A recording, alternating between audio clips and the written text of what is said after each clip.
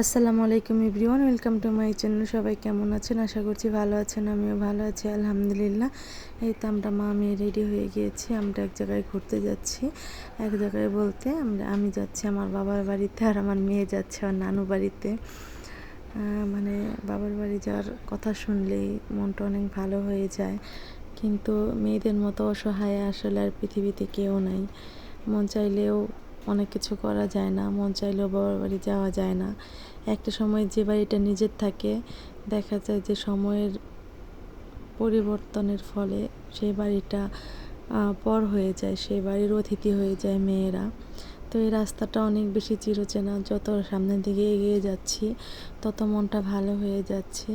আমার মেয়ে অনেক বেশি হ্যাপি। আমার আসলে ওই বাবার বাড়ি যেয়ে থাকা হয় না, হয়তো সকালে যাই বিকালে আসি, না হলে আগের দিন গেলে পরের দিন চলে আসি, এইভাবেই যাওয়া হয়। ওই এক সপ্তাহ কিংবা 1 মাস কিংবা 15 দিন এভাবে আমার কখনোই বাবার বাড়ি থাকা হয় না। তো দুঃখ করে লাভ নাই, এটাই নিয়তি। এই তো রাস্তা থেকে যখন আমরা রিক্সা থেকে নেমেছি, দেখেন আমার মেয়ে আর আমার তোয়াক্কা করতেছে না, একা একাই হেঁটে চলে যাচ্ছে। তো কেমন লাগলো অবশ্যই জানাবেন। আজকের মতো এখান থেকে বিদায় নিব। সবাই ভালো থাকবেন, সুস্থ থাকবেন, মা আলের সাথে থাকবেন। ধন্যবাদ সবাইকে।